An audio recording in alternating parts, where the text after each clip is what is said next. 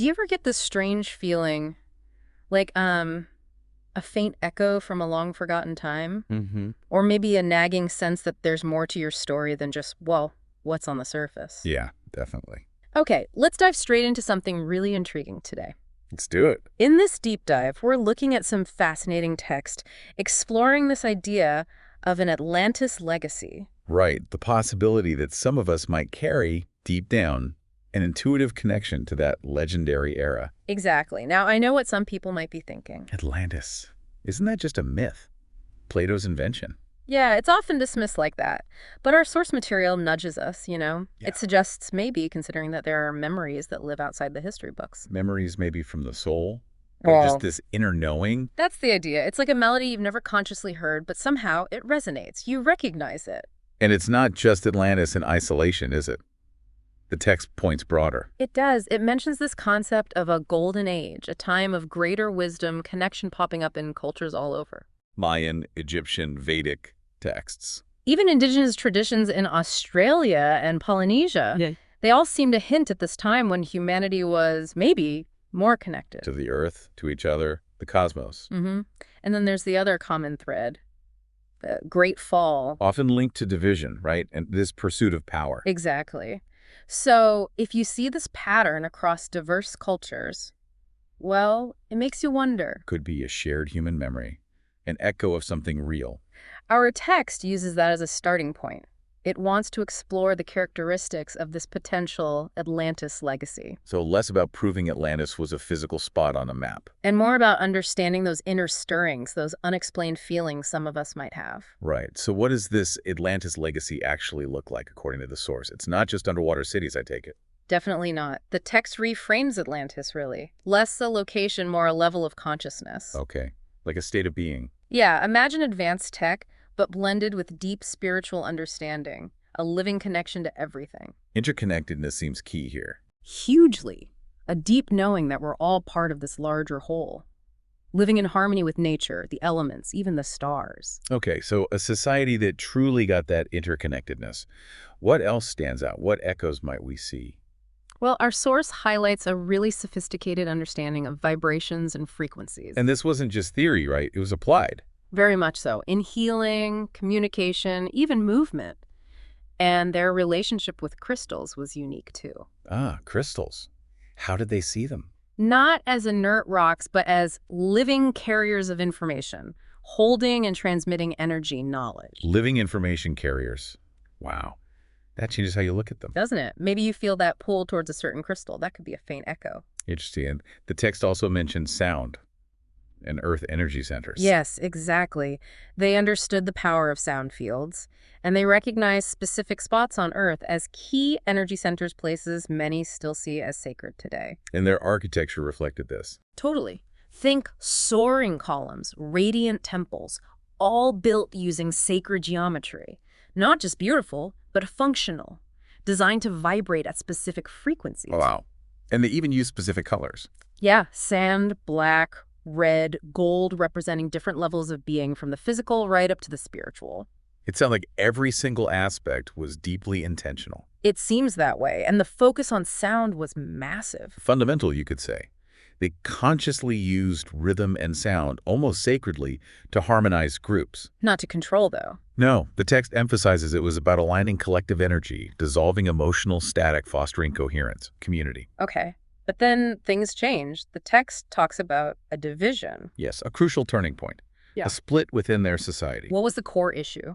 It seems to be a growing split between those following the law of one, that deep reverence for interconnectedness, unity, Right. and the rise of factions who were more interested in power. Ah. These groups started using their advanced knowledge energy frequencies not for the whole, but for control, manipulation. And that internal split, not some asteroid or whatever, is what led to their decline, according to this source. That's how it's presented. An internal collapse. Yeah. A self-inflicted wound, really. Using their own incredible knowledge. Exactly. The source talks about their deep understanding of influencing matter, consciousness, even DNA manipulation for frequencies and patterns. Wow. But as the society fractured, some groups just fell into arrogance, domination, and they started abusing that power. And this abuse had some, well, pretty unsettling results based on the text. It did. It details the creation of what it calls mixed beings. Mixed beings, like part human, part... Animal or elemental. Some apparently created as guardians, okay, but others. Others were engineered with reduced capacities. For exploitation. Yes, and even forced into gladiatorial-type spectacles for entertainment. Oh, that's dark. The text really highlights this as a grave violation of natural order, every being having a soul, a purpose. This was seen as a major step towards their fall. Such incredible potential, just squandered. Okay, so the text then lays out 5 potential signs that someone might carry this legacy. Let's get into those. This is where it might really hit home for people. Right. First one, a special connection to crystals? More than just thinking they're pretty? Oh, yeah. Ah. It's described as a real attraction, almost magnetic, an intuitive understanding of how to use them for healing or energy work. Like you just know? Kind of. Ah. Feeling drawn to specific ones, sensing their vibe, their quality, almost like they're communicating non-verbally. It really echoes that Atlantean view of them as living information holders. Have you ever felt that pull? Or just known where to place one on yourself? That can be a whisper, the text suggests. It's an interesting thought. I know people who seem to have that knack. Me too. Okay, second sign. A fear of fully expressing one's light. This sounds, pretty relatable for a lot of people today. It does. And what's compelling is this paradox. Knowing deep down your own strength, your truth, your light. But having this simultaneous, often unconscious, fear of really letting it shine. Why? Where does the text say that comes from? It connects it back to a deeply rooted, maybe irrational program from the Atlantean times, a time when expressing your true power, your wisdom, could actually be dangerous. Leading to persecution, silencing. Potentially. It speaks of a collective wound from that era where many learned to dim their light out of pain or guilt or just helplessness. Wow. But, and this is important, the text stresses that now is different. Your authentic light is needed.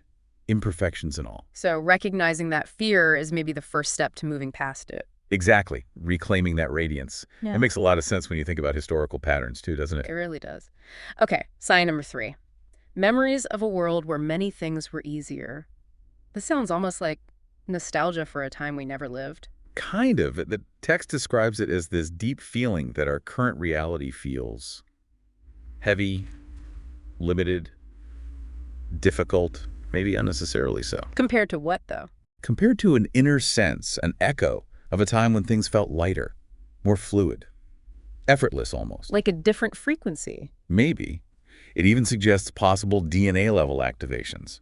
Memories waking up of ease, clarity, a feeling that anything was possible. What sort of things? Abilities that seem fantastical now.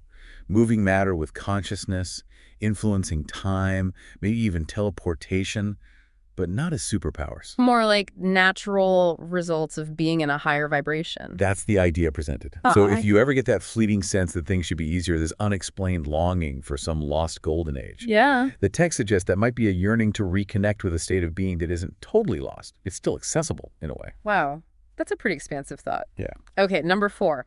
A deep connection to sound, light technology, and energy healing. This loops back to what we discussed earlier about Atlantean focus. It does, perfectly. It talks about a profound resonance with sound, certain tones, frequencies. Language, too. Yeah, things that trigger deep, almost non-rational memories inside you. It aligns with how the Atlanteans consciously use sound, light, energy for healing, for consciousness work. They really understood how cells respond to frequency, the intelligence, and light.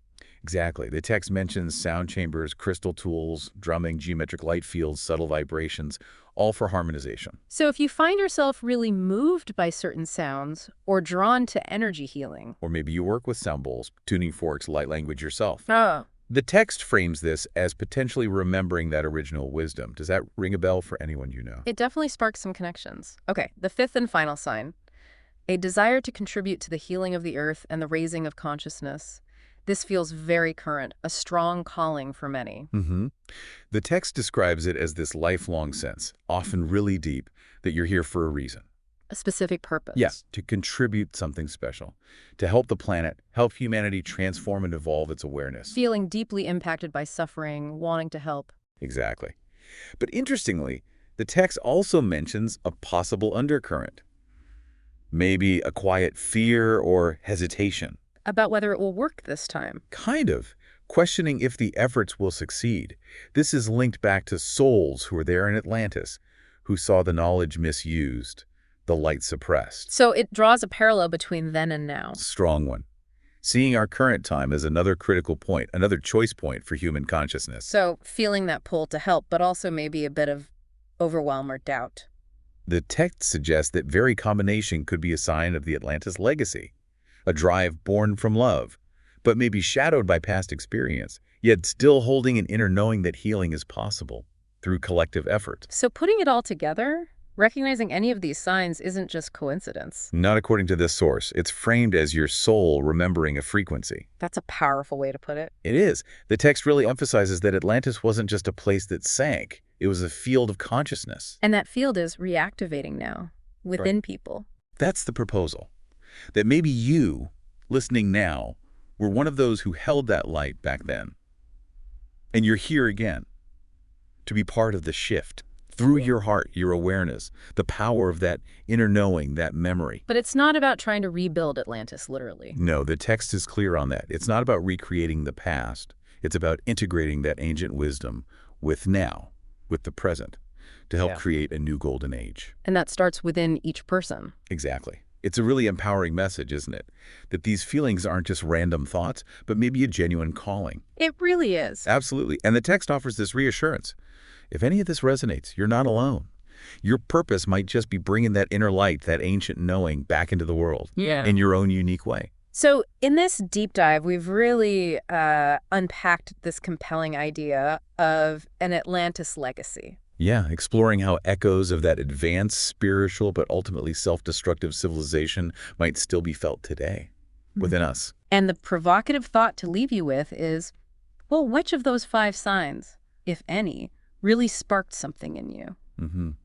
What might that resonance be telling you about your own inner world, your potential? Maybe a story deeper than the one you usually tell yourself. It definitely makes you think about cycles, doesn't it? Civilizations rising and falling, and the power of collective consciousness. Perhaps these whispers from the past aren't just history lessons.